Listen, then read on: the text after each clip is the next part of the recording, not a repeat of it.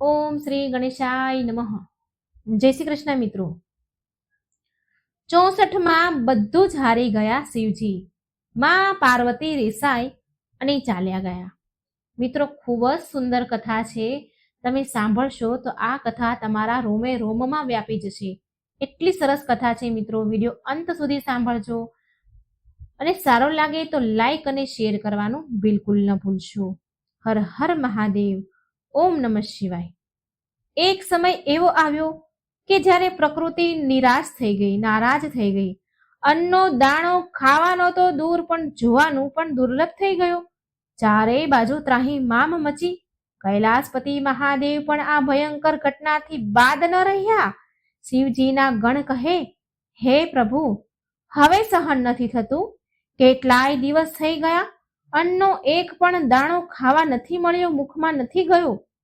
તો બીજો ગણ બોલે છે, પ્રભુ, કંઠ ગળું સુકાઈને કાંટો થઈ ગયું છે. શું થશે અમારું પ્રભુ? શિવજી બોલ્યા, શાંત થઈ જાઓ, ધીરજ રાખો ગણો. આ પરીક્ષાની ઘડી છે, પરંતુ આ કેવું વિધાન છે? પ્રકૃતિ કેમ આટલી નિષ્ઠુર થઈ ગઈ છે? ગૌરી, ગૌરી, ક્યાં છો તમે? મહાદેવના મનમાં એક જ પ્રશ્ન હતો કે આ બધું શું થઈ રહ્યું છે, કેમ થઈ રહ્યું છે? તેમની ગૌરી, તેમની શક્તિ કેમ આ સંસારથી વિમુખ થઈ ગઈ છે? તો મિત્રો, જો તમે હજી સુધી ચેનલને સબસ્ક્રાઇબ નથી કરી તો જરૂર કરી લેજો. આવી કથા રોજ સાંભળવા નથી મળતી, માટે વિડીયોને પૂરા અંત સુધી જોજો, લાઈક કરજો, શેર કરજો અને ચેનલને સબસ્ક્રાઇબ કરવાનું ન ભૂલશો. મિત્રો, જે કથા તમે સાંભળવા જઈ રહ્યા છો તેમાં તમે મહાદેવ અને મા પાર્વતીની 64ની રમત જોશો. મિત્રો, આ કથા આપણા પ્રાચીન પૌરાણિક કથામાંથી એક છે. આનો મુખ્ય સ્ત્રોત સ્કંદ પુરાણના કાશી ખંડમાં જોવા મળે છે. તો ચાલો શરૂ કરીએ આ કથા. કૈલાસનું મનોરમ દ્રશ્ય છે. મા પાર્વતી શિવજી પાસે બેઠા છે. ભગવાન શિવ બહુ ખુશ હતા, એટલે બોલ્યા, ગૌરી, આજે મારું મન આનંદ વિનોદ કરવા માટે ઉત્સુક છે. મને આજે કઈ રમત રમવાનું મન થઈ રહ્યું છે, આનંદ કરવાનું મન થઈ રહ્યું છે. ચાલો આપણે 64ની રમત રમીએ. એટલે મા પાર્વતી બોલ્યા, અવશ્ય સ્વામી, પરંતુ પહેલા હું બધા માટે ભોજન બનાવી લઉં, ત્યાર પછી શાંતિથી રમીએ. શિવજી કહે, અરે, આ ભોજનમાં શું રાખ્યું છે દેવી? આ બધું તો નશ્વર છે, ક્ષણભંગુર છે. એટલે મા પાર્વતી બોલ્યા, તમારે ખાવાનું ન મન હોય તો કઈ નહીં, પણ હું ગણો માટે તો ભોજન જરૂર બનાવીશ. ત્યાર પછી આપણે જરૂર 64ની રમત રમીશું. ભગવાન શિવ બોલ્યા, ઠીક છે ગૌરી, જેવી તમારી ઈચ્છા, પણ જલ્દી આવો. પછી પાર્વતીજી ભોજન બનાવવા માટે રસોઈમાં ગયા અને ભોજન બની ગયા બાદ પછી શિવજી પાસે આવીને બેસી જાય છે. 64 પાથરેલું છે. શિવજી બોલ્યા કે ચાલો રમત શરૂ કરીએ દેવી. કહો ગૌરી, દાવ પર શું લગાવશો તમે? એટલે પાર્વતી બોલ્યા, દાવ પર? શું સ્વામી, તમે આને જુગાર સમજી રહ્યા છો? શિવજી બોલ્યા, નહીં નહીં ગૌરી, પતિ પત્ની વચ્ચે કેવો જુગાર? આ તો માત્ર રમતનો રોમાંચ વધારવા માટે છે, આનંદ વધારવા માટે છે. આનંદ માટે એક ક્રિયા છે, એક રમત છે. જો ગૌરી, હું મારું આ ત્રિશુલ દાવ પર લગાવું છું. હવે તમે કહો, તમારી તરફથી શું દાવ પર લગાવશો તમે? મા પાર્વતી બોલ્યા, તમારા ત્રિશુળ સમક્ષ એવું મારી પાસે શું છે? ચાલો, હું મારા આ સુવર્ણ આભૂષણ દાવ પર લગાવું છું. હવે રમત શરૂ થઈ. શિવજીએ મા પાર્વતીએ વારાફરતી પાસા ફેંક્યા, પણ ધીરે ધીરે આ રમત રંગ બદલવા લાગી. જલ્દી પાર્વતીજી પહેલી બાજી જીતી ગયા અને શિવજીનું ત્રિશુલ જીતી ગયા. મા પાર્વતી બોલ્યા, અરે સ્વામી, તમે તો તમારું ત્રિશુલ હારી ગયા. શિવજી કહે છે, વાંધો નહીં ગૌરી, જુઓ જુઓ આગળ આગળ શું થાય છે, કેવી રીતે હું મારું ત્રિશુલ પાછું મેળવી લઉં છું. હવે હું મારો વાસુકી નાગ દાવ પર લગાવું છું. એટલે ગૌરી બોલ્યા, સ્વામી, તમે તમારા વાસુકી નાગને દાવ પર લગાવી દીધો તો ઠીક છે, હું તમારું આ જીતેલું ત્રિશુલ દાવ પર લગાવું છું. રમત ફરી શરૂ થઈ. શિવજી અને મા પાર્વતી વારાફરતી પાસા ફેંકે છે અને અંતમાં પાર્વતીજી ફરી જીતી જાય છે. એટલે વાસુકી નાગ પણ મા પાર્વતીનો થઈ ગયો. મા પાર્વતી બોલ્યા, સ્વામી, આ તમે કેવી રમત રમી રહ્યા છો? જુઓ, વાસુકી પણ મારો થયો. સ્વામી, હવે આ રમત બંધ કરી દઈએ, નહીં તો જલ્દી કંગાળ થઈ જશો. શિવજી બોલ્યા, મારે કંગાળ શેનું થવાનું? હું તો એમ પણ દિગંબર છું, કપાલી છું. વૈભવ તો મારા માટે ઘાસના તણખલા સમાન છે. શિવજી કહે છે, હું મારો ચંદ્ર દાવ પર લગાવું છું. મા પાર્વતી બોલ્યા, ઠીક છે સ્વામી, જેવી તમારી ઈચ્છા. હું તમારું ત્રિશુલ અને આ વાસુકી નાગ બંને દાવ પર લગાવું છું. રમત શરૂ થઈ. પાસા ફેંકવામાં આવ્યા અને અંતમાં ફરી પાર્વતીજી જીતી ગયા. એટલે ચંદ્ર પણ મા પાર્વતીનો થયો. શિવજીના ચહેરા પર ચિંતા, અકળામણ, વ્યાકુળતા સાફ સાફ દેખાઈ રહી છે. શિવજી બોલ્યા, હવે હું મારા નંદીને દાવ પર લગાવું છું. મા પાર્વતી બોલ્યા, સ્વામી, તમારી પાસે માત્ર હવે બહુમૂલ્ય વસ્તુ જ બાકી રહી છે. ઠીક છે, હું જે પણ તમારી પાસેથી જીતી છું એ બધું જ દાવ પર લગાવું છું. વાસુકી, ત્રિશુલ, ચંદ્ર દાવ પર લગાવું છું. ફરી રમત શરૂ થઈ. પાસા ફેંકવામાં આવ્યા. બંને તરફથી વારાફરતી પાસા ફેંકાય છે. એટલે ફરી વારમાં પાર્વતી જીતી ગયા અને બધું જ એમનું થઈ ગયું. શિવજી પાસે હવે લગભગ કઈ જ વધ્યું ન હતું દાવ પર લગાવવા માટે.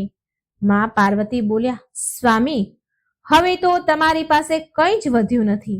હવે શું તમે દાવ પર લગાવશો? શિવજી બોલ્યા, કોણ કહે છે કે મારી પાસે કઈ નથી બચ્યું? આ મારા રુદ્રાક્ષ જોઈ રહ્યા છો દેવી તમે? આ રુદ્રાક્ષનો એક એક કણમાં એક એક બ્રહ્માંડ વસેલું છે. આની કિંમત ગૌરી તમે શું જાણો? હવે હું આ રુદ્રાક્ષ દાવ પર લગાવું છું. પાર્વતીજી બોલ્યા, સ્વામી, જો આ રુદ્રાક્ષની માળા એટલી જ મૂલ્યવાન છે તો તમારે આ દાવ પર ન લગાવવી જોઈએ, કેમ કે જીતીશ તો હું જ. તમારી હઠ બરાબર નથી. શિવજી ગુસ્સા ભર્યા બોલ્યા કે શું તમે મારો ઉપહાસ કરી રહ્યા છો? મારી મજાક કરી રહ્યા છો? રમત રમો ગૌરી. પછી અંતિમ વાર પાસા ફેંકવામાં આવ્યા.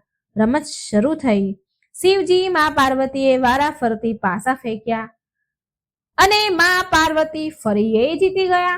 શિવજી તો સ્તબ્ધ રહી ગયા અને રમતના નિયમ અનુસાર શિવજી પાસેથી જીતેલી બધી સંપત્તિને ધારણ કરી લીધી. મા પાર્વતીએ ત્રિશૂળ વાસુકીના ગળામાં પહેરી લીધો, ચંદ્ર માથે લગાવી દીધો, નંદી અને રુદ્રાક્ષની માળા પણ મા પાર્વતીએ લઈ લીધી.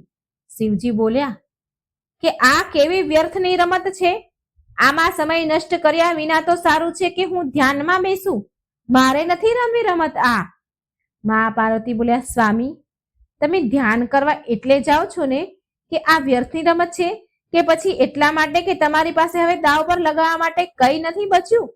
તમે ઈચ્છો તો તમે જે આ બાઘંબર, જે વાઘનું ચામડું શિવજીએ પહેર્યું હોય એ, જેને આપણે વાઘ ચર્મ કહીએ, તો મા પાર્વતી કહે છે કે તમારી પાસે હવે દાવ પર લગાવવા માટે કઈ જ નથી રહ્યું, એટલે જ તમે જાઓ છો ને ધ્યાન માટે. તમે ઈચ્છો ને તો તમે જે આ વાઘ ચર્મ પહેર્યું છે એ દાવ પર લગાવી દો. એટલે શિવજી બોલ્યા, મૂર્ખ જેવી વાત ન કરો ગૌરી, હું ધ્યાન કરવા જાઉં છું, મને કોઈ પરેશાન ન કરે. આમ કહી શિવજી ગુસ્સામાં એક ગુફામાં ચાલ્યા જાય છે. પાર્વતીજી તેમને જતા જોઈ રહ્યા છે. તેમના ચહેરા પર દુઃખ અને ચિંતાનો ભાવ છે.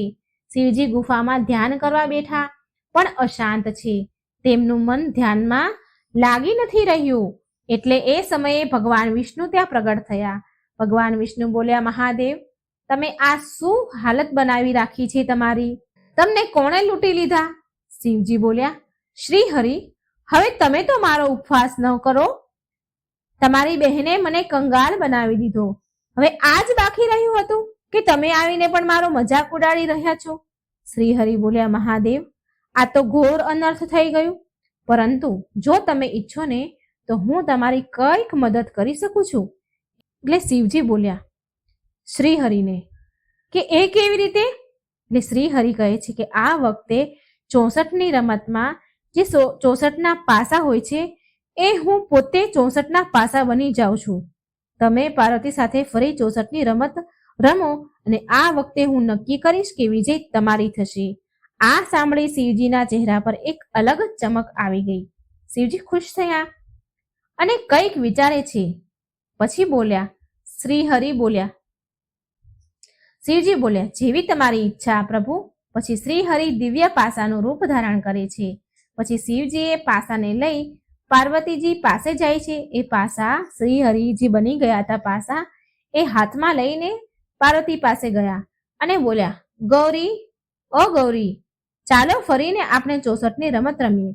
એટલે માં પાર્વતી બોલ્યા, સાચું માં સ્વામી, તમે તમારું વાઘ ચર્મ દાવ પર લગાવવા આવ્યા છો? હું તો તમારી સાથે મજાક કરી રહી હતી પ્રભુ. હે સ્વામી, તો પછી તમે પછી પહેરશો શું? તમે ઈચ્છો તો તમારી આ બધી વસ્તુ હું તમને પાછી આપી શકું છું. શિવજી બોલ્યા કે દેવી પાર્વતી, એ તો જરૂરી નથી ને કે તમે દરેક વખતે જીતો. ચલો ફરીવાર રમત શરૂ કરીએ.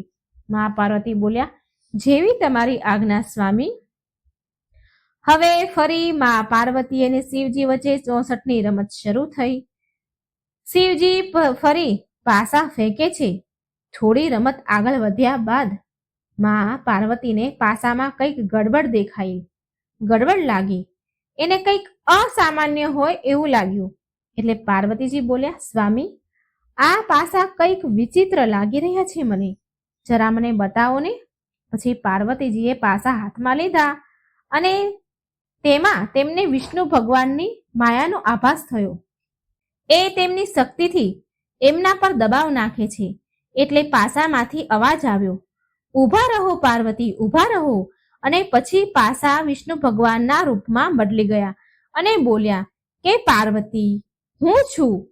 એ પાસાનું રૂપ મેં ધારણ કર્યું હતું. આ જોઈ માં પાર્વતીજી બહુ ક્રોધે ભરાયા અને બોલ્યા, મને ખબર હતી કે તમે બંને મળીને મારી સાથે છલ કરી રહ્યા છો. સ્વામી, તમે માયાનો પ્રયોગ સ્વયં આદિ શક્તિ, આદિ માયાના વિરુદ્ધ કર્યો. આ તમે ઠીક ન કર્યું. એટલે શિવજી બોલ્યા, પાર્વતી, એમાં આટલો ક્રોધ કરવાની શું વાત છે? આ દુનિયામાં એવું તે શું છે જે માયા નથી? આ 64નો ખેલ પણ એક માયા જ હતો. એમાં મેં થોડી વધારે માયાનો પ્રયોગ કર્યો તો એમાં શું ખોટું છે? આપણી ચારેય બાજુ જે પણ તમે જોઈ રહ્યા છો એ બધી માયા તો છે. એટલામાં મા પાર્વતી બોલ્યા કે તો સ્વામી, હું પણ તમારા માટે એક માયા જ છું ને. મારો પ્રેમ, મારી સેવા, આ પ્રકૃતિ, આ ભોજન બધું માયા જ છે ને તમારા માટે. શિવજી બોલ્યા, પાર્વતી, એક વાત કહું તમને કે આપણે માયાથી જેટલા દૂર રહીએ, માયા જેટલી દૂર રાખીએ એટલું જ સારું છે. આ બદલતું મોસમ, બદલતું વાતાવરણ, અગ્નિનો તાપ, આ ભોજન જે તમે બનાવો છો અને અમે ખાઈએ છીએ, આ બધી જ માયા તો છે. માટે માયાથી જેટલા દૂર રહીએ, જેટલી દૂર રાખીએ એટલું સારું છે. આમ કરવાથી વૈરાગ્ય ઉત્પન્ન થાય છે અને મોક્ષનો માર્ગ ખોલે છે. પછી પાર્વતીજી બોલ્યા, સ્વામી, તમે આ બધું જાણો છો તો પણ કહો છો, અને જેને તમે માયા કહીને તિરસ્કાર કરી રહ્યા છો એ હું જ છું. હું જ પ્રકૃતિ છું. હું જ અન્નપૂર્ણા છું. હું જ જીવનનો આધાર છું. આ બધું તમે જાણો છો છતાં પણ તમે બોલી રહ્યા છો. જો તમને ભોજનની કિંમત નથી, આ પ્રકૃતિનું કોઈ મૂલ્ય નથી, તો ઠીક છે. જો તમે માયાથી આટલા દૂર રહેવા માંગો છો તો હું સ્વયં લુપ્ત થઈ જાઉં છું. આ અન્નનું, આ પ્રકૃતિની, આ નદીઓની ધારાની, આ બદલતા મોસમની, જો આ બધાનું કોઈ મહત્વ નથી તમને, તો સ્વામી, તો તમને કોઈ અધિકાર નથી કે તમે આ બધાનો લાભ ઉઠાવો. તમે આના વિના જ રહો. પાર્વતીજી ખૂબ જ દુઃખી થયા અને આવું બોલ્યા. પછી માં પાર્વતી 64ની રમતમાં શિવજી પાસે જે પણ વસ્તુ જીત્યા હતા, ત્રિશૂલ, વાસુકી નાગ, ચંદ્ર, નંદી, રુદ્રાક્ષ, એમણે ભગવાન શિવના ચરણોમાં મૂકી દીધું અને કહે છે કે લ્યો તમારી વસ્તુ, મારે આની કોઈ લાલસા નથી. હું તો પ્રેમ અને સન્માનની ભૂખી હતી. આટલું કહી માં પાર્વતી અંતર ધ્યાન થઈ ગયા. તેમના જતા જ કૈલાસની પ્રકૃતિ ફીકી પડી ગઈ. શિવજી બૂમો પાડતા જ રહી ગયા, ગૌરી, ઓ ગૌરી ઉભા રહો, ગૌરી ઉભા રહો. આ તમે શું કર્યું? માં પાર્વતીના અંતર ધ્યાન થતા જ સૃષ્ટિનું ચક્ર થંભી ગયું. પૃથ્વીનું ફરવાનું બંધ થઈ ગયું. બ્રહ્માંડમાં સ્થિરતા આવી ગઈ. પ્રકૃતિ લુપ્ત થવા લાગી. નદીઓ, ઝરણા, તળાવ બધું જ સુકાઈ ગયું. ખેતરોના પાક નષ્ટ થઈ ગયા. અન્નનો એક દાણો પણ જોવા ન મળ્યો. એક દાણો અદ્રશ્ય થઈ ગયો. વાયુએ વહેવાનું બંધ કરી દીધું. મણિદ્વીપ આ એક સ્થળ છે મિત્રો. મણિદ્વીપનું અત્યંત ભવ્ય અને પ્રકાશમાન દ્રશ્ય. ડાકિની અને યોગિની માં પાર્વતીનું સ્વાગત કરી રહી છે, જે હવે એક રાજેશ્વરીના રૂપમાં સિંહાસન પર બિરાજમાન છે. ડાકિની યોગિની કહે છે, આવો માતા, આપના આ લોકમાં તમારું સ્વાગત છે. આ લોકમાં પધારો માતા. અહીંના નિવાસીઓ તમારી રાહ વર્ષોથી જોઈ રહ્યા છે. માં, તમે જ આ સંપૂર્ણ બ્રહ્માંડની સ્વામીની છો. હે માં રાજેશ્વરી, તમે અમને તમારા ચરણોની સેવા કરવાનો અવસર પ્રદાન કર્યો છે. આનાથી મોટું સૌભાગ્ય અમારા માટે બીજું શું હોઈ શકે? માતા, હવે તમે કૃપા કરી હંમેશા અમારી સાથે રહો. અમે તમને વચન આપીએ છીએ, અમે તમને કૈલાસમાં મળેલી પીડા અને જે એ દુઃખદાયક સ્મૃતિ છે એમની તમને ક્યારેય યાદ નહીં આવવા દઈએ. મણિદ્વીપ આનંદથી લહેરી ઉઠ્યું. બીજી તરફ પૃથ્વી પર હાહાકાર મચી ગયો છે. લોકો ભૂખ તરસથી તડપી રહ્યા છે. લોકો કરગરી રહ્યા છે. એક ડોસી કરગરીને કહી રહી છે, હે ભોળાનાથ, અમે બહુ ભૂખ્યા છીએ, અમારે અન્ન જોઈએ છે. પ્રભુ કહો, માં પાર્વતી ક્યાં છે? એ તો અમને અન્ન આપતા હતા, ભોજન આપતા હતા. હવે એના વગર જીવાતું નથી. અમે મરી જઈશું પ્રભુ, અમે મરી જઈશું. તો એક નાનો છોકરો પાણી માટે રડી રહ્યો હતો. તે એની માતાને કહે છે, તે એની માતા એ છોકરાને શાંત પાડતા કહે છે, રડીશ નહીં બેટા, હું ક્યાંથી પાણી લાવું? દૂર દૂર સુધી પાણીનું એક ટીપું પણ દેખાતું નથી. એ સ્ત્રી પ્રાર્થના કરી રહી છે, હે માં પાર્વતી, માં અમારા પર કૃપા કરો. હવે તમે જ અમને બચાવી શકો છો. માં પાર્વતી તેમના યોગ બળથી આ પૃથ્વીનું દ્રશ્ય જોઈ રહ્યા છે. સુવર્ણ સિંહાસન પર બેસીને માં પાર્વતી આંખો બંધ કરીને આ બધું જ જોઈ રહ્યા છે. તેમની આંખોમાં કરુણા ભરાઈ જાય છે. માની આંખોમાં આંસુ આવી જાય છે અને બોલ્યા, નહીં નહીં નહીં, મારે મારા સંતાનોની રક્ષા કરવી જ પડશે. મારા સ્વામી શિવજીને મારું મહત્વ બતાવવા માટે મેં મારા સંતાનોને કેટલા ભયંકર પીડામાં, દુઃખમાં નાખી દીધા છે. અરે આ મેં શું કર્યું? આ જોઈ ડાકિની બોલી, શું થયું માં? આટલા ચિંતામાં કેમ છો? એટલે પાર્વતીજી બોલ્યા કે હે ડાકિની, હે યોગિની, મારે પૃથ્વી પર જવું જ પડશે. મારા સંતાનો પીડામાં છે. એટલે યોગિની બોલી, નહીં નહીં માતા, અમને છોડીને ન જાઓ, તમે અહીં જ રહો. પૃથ્વીવાસી તમારા પ્રેમ યોગ્ય નથી. એટલે માં પાર્વતી બોલ્યા, પુત્રી, અપરાધ તેમનો નથી, મારે જવું જ પડશે. જો તમે બંને ઈચ્છો ને તો મારી સાથે આવી શકો છો. ડાકિની બોલી, ઠીક છે માતા, અમે કેટલા સૌભાગ્યશાળી છીએ કે અમને તમારી સાથે પૃથ્વી પર આવવાનો અવસર મળ્યો. માં પાર્વતી ડાકિની અને યોગીની સાથે પૃથ્વી પર આવે છે. પછી માં કાશી નગરીમાં અવતરિત થાય છે. કાશીમાં લોકો ભૂખના મારે તડપી રહ્યા હતા. દરેક વ્યક્તિ નિરાશ થઈને ચિલ્લાવી રહ્યા હતા, બૂમો પાડી રહ્યા હતા, હે ભગવાન, ક્યાં મળશે ભોજન અમને? હે માં જગદંબા, મને ભોજન આપો, નહીં તો અમે મરી જઈશું. એ જ સમયે માં પાર્વતી હવે અન્નપૂર્ણાના રૂપમાં ત્યાં પ્રગટ થયા. એમના દિવ્ય તેજની સાથે પ્રગટ થયા અને કહે છે, માં અન્નપૂર્ણા કહે છે કે હે કાશીવાસીઓ, હું એ વાતથી અવગત છું કે અહીં અકાળ પડ્યો છે, અહીંના વાસી ભૂખથી તડપી રહ્યા છે, તો મેં એ નક્કી કર્યું છે કે હું અહીં રસોઈ બનાવીશ, હું મારી રસોઈ સજાવીશ, અહીં મારી રસોઈ તૈયાર કરીશ. કોઈ સંકોચ વિના તમે જેટલું જોઈએ એટલું ભોજન તમે કરજો, તમે ભોજન કરજો. તમારે જેટલું જોઈએ એટલું ભોજન હું તમને સ્વયં આપીશ. લોકો આશ્ચર્ય અને આશા ભર્યા માને જોઈ રહ્યા છે અને બોલ્યા, હે દેવી, તમે કોણ છો? તમે તો સાક્ષાત કોઈ દેવી લાગી રહ્યા છો. અમને ભોજનની બહુ જરૂર છે. માં અન્નપૂર્ણા બોલ્યા કે હું અન્નપૂર્ણા છું. બધા લોકો ગોઠણભર નમીને બેસી ગયા અને માને પગે લાગ્યા, માની સ્તુતિ કરવા લાગ્યા અને માં અન્નપૂર્ણાનો જય જયકાર કરવા લાગ્યા. જય માં અન્નપૂર્ણા, જય માં અન્નપૂર્ણા. માં અન્નપૂર્ણા, તમે સૌથી દયાળુ છો. માં તમારી સદાય જય હો. માં અન્નપૂર્ણાના સંકેત પર ત્યાં એક વિશાળ રસોઈ ઘર પ્રગટ થયું. વિભિન્ન પ્રકારના જાત જાતના ભોજન તૈયાર છે. એમાં માં અન્નપૂર્ણા સ્વયં બધાને ભોજન પીરસી રહ્યા છે. આ બાજુ ભગવાન શિવ અને તેમના ગણ ભોજન માટે ઠેક ઠેકાણે ભટકી રહ્યા છે. ગણો અત્યંત સુકાઈને દુર્બળ બની ગયા. શિવજી કહે છે, હું જાણું છું કે ભોજન વિના તમારી શું હાલત છે. હવે આપણે ભોજન માટે કંઈક ને કંઈક તો કરવું જ પડશે ગણો. ચાલો આપણે હવે ભોજન માટે ભિક્ષા માંગવી પડશે. તો ગણ બોલ્યા, પ્રભુ તમે ભિક્ષા માંગશો? નંદી બોલ્યા, પરંતુ પ્રભુ ભોજન તો ક્યાંય નથી, ભિક્ષા માંગવાનો પણ શું લાભ? શિવજી બોલ્યા કે આનો મતલબ તો એવો નથી કે આપણે કોશિશ કરવાનું બંધ કરી દઈએ. ચાલો ભિક્ષા માંગીએ. શિવજી અને તેમના ગણ દર ભટકવા લાગ્યા, ભિક્ષા માંગવા લાગ્યા, પણ તેમને ક્યાંય અન્ન મળ્યું નહીં, જમવા માટે ભોજન ન મળ્યું. ઘણા સમય બાદ એક ઘરેથી એક ડોસી બહાર નીકળી, એક સ્ત્રી બહાર નીકળી શિવજીને સૂકું અન્ન એટલે કે કાચું અનાજ, ચોખા આપે છે, થોડું એવું. એટલે શિવજી બોલ્યા, હે દેવી, આટલું અન્ન મારા આટલા બધા ગણ માટે પૂરતું નથી, કૃપા કરી હજી થોડી ભિક્ષા આપો. એટલે એ સ્ત્રી બોલી કે અરે, તમે અહીં કેમ ભટકી રહ્યા છો? તમે કાશીમાં દેવી અન્નપૂર્ણા પાસે જાઓ, તમારે જેટલું જોશે એટલું ભોજન તમને આપશે.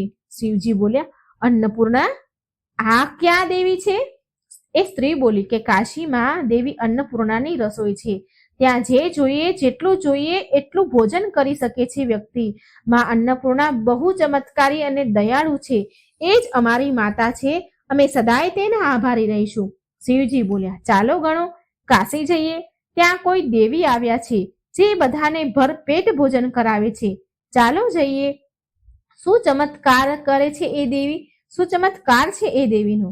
ગણો બોલ્યા, પેટ ભરીને ભોજન, અમે તો ભોજન માટે તરસી રહ્યા છીએ. ચાલો જલ્દી કાશી જવા નીકળીએ.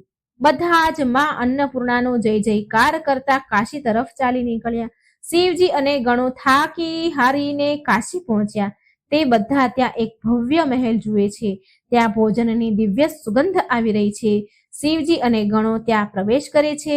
મહેલની અંદરનું દ્રશ્ય અદ્ભુત છે. માં અન્નપૂર્ણા સુવર્ણ સિંહાસન પર બેઠા છે અને ભક્તોને સ્વયં ભોજન પીરસી રહ્યા છે. તેમનું રૂપ દિવ્ય અને તેજમય છે.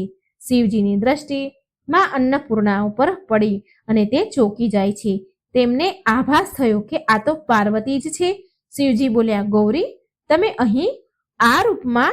તો માં પાસે ઉભેલી યોગીની બોલી કે માં, ખબર નહીં કોણ કપાલી અહીં ગણો સાથે આવી ગયા છે. તમે કહો તો હું એને બીજો રસ્તો બતાવી દઉં. તેમના બધા ગણ અહીં અસ્વચ્છતા, ગંદકી ફેલાવી રહ્યા છે. માં પાર્વતી બોલ્યા, નહીં ડાકીની, એવું ન કહો પુત્રી, બધા જ મારા સંતાન છે, એ બધાને મારી પાસે મોકલી દો. ખબર નહીં ક્યારથી એ ભોજન માટે તરસી રહ્યા છે. ભગવાન શિવ થાળી લઈને ધીરે ધીરે માં અન્નપૂર્ણાની પાસે આવ્યા અને શિવજીની આંખોમાં પશ્ચાતાપ અને દીનતાનો ભાવ હતો. શિવજી ભિક્ષા પાત્ર આગળ વધારીને માં પાર્વતી પાસે ભિક્ષા માંગે છે. ભિક્ષામ દેહી પાર્વતી. આ જોઈ માં અન્નપૂર્ણાના ચહેરા પર હલકી એવી હસી આવે છે. એ શિવજીને જોવે છે અને બોલ્યા, સ્વામી, આ તો મારા સ્વામી મહાદેવ છે. ડાકીની યોગીની બોલી, અરે માં, તમે આ શું કહી રહ્યા છો? સ્વામી, આ તો કોઈ સાધારણ ભિક્ષુક લાગી રહ્યા છે. અન્નપૂર્ણામાં બોલ્યા, નહીં યોગીની, તમે નહીં સમજો. માત્ર મારા સ્વામીને જ ખબર છે કે હું જ પાર્વતી છું. મારા સ્વામી આવી ગયા છે. શિવજી બોલ્યા, હે દેવી, ભોજન પ્રદાન કરો. માં પાર્વતી બોલ્યા, હે સ્વામી, હવે તમને ભોજન, આ પ્રકૃતિ તથા માયાનું મહત્વ સમજાઈ ગયું ને? શિવજી બોલ્યા, હા ગૌરી, મને સમજાઈ ગયું. આનું મહત્વ મારાથી ભૂલ થઈ ગઈ. મેં તમારું અને આ સૃષ્ટિનું મહત્વ સમજવામાં બહુ મોટી ભૂલ કરી દીધી. હવે તમે તમારા કથન અનુસાર મને અને મારા આ ગણોને એટલું ભોજન કરાવો જેટલી અમને જરૂર છે. માં અન્નપૂર્ણા સિંહાસન પરથી ઊભા થઈને સ્વયં ભગવાન શિવ અને તેમના બધા ગણોને ભરપેટ ભોજન પીરસે છે. બધા તૃપ્ત થઈ ગયા અને જય માં અન્નપૂર્ણા, જય માં અન્નપૂર્ણાનો જય જયકાર કરવા માંડ્યા. અને આવી રીતે ભગવાન શિવને અન્ન અને માયા એટલે કે પ્રકૃતિની વાસ્તવિકતાનું મહત્વનું જ્ઞાન થયું. મા પાર્વતી અન્નપૂર્ણાના રૂપમાં તેમની લીલા સમાપ્ત કરીને ભગવાન શિવ સાથે કૈલાશ પર્વત પર પાછા આવી ગયા અને તેમની સાથે ડાકિની અને યોગિની પર બંને કૈલાશ પર નિવાસ કરવા લાગી. આ કથા આપણને શીખવાડે છે કે પ્રકૃતિનું હરેક તત્વ પૂજનીય છે અને તેનો તિરસ્કાર એટલે સ્વયં જીવનનો તિરસ્કાર છે. તો મિત્રો, આ હતી શિવજી અને મા પાર્વતીની કથા, ખાટા મીઠા ઝઘડાની કથા, મા અન્નપૂર્ણાની કથા. મને આશા છે કે આ સુંદર કથા તમને જરૂર પસંદ આવી હશે. મને તમારો અનુભવ, તમને આ વાર્તા કેવી લાગી, મારી વાર્તાઓ તમને કેવી લાગે છે એ એકવાર કમેન્ટ બોક્સમાં મિત્રો જરૂર જણાવો, જેથી મારો પણ ઉત્સાહ વધે અને હું નવી નવી વાર્તાઓ તમારા સમક્ષ લાવી શકું. માં અન્નપૂર્ણાનું નામ સમય મળે તો જરૂર કોમેન્ટ બોક્સમાં લખજો. વિડીયોને લાઈક કરજો, શેર કરજો, ચેનલને સબસ્ક્રાઈબ કરવાનું ભૂલશો નહીં. માં અન્નપૂર્ણા સદાય તમારા ભંડાર ભર્યા રાખે, અન્ન ધનની કમી તમને ક્યારેય ન રહે એવી મારી પ્રાર્થના છે. હે માં અન્નપૂર્ણા, જે કોઈ આ કથા સાંભળે, વાંચે કે હોંકારો ભરે, તેની સદાય તેના અન્નધનના ભંડાર ભર્યા રાખજો. જય માં અન્નપૂર્ણા. જય શ્રી કૃષ્ણ. રાધે રાધે. Thank you.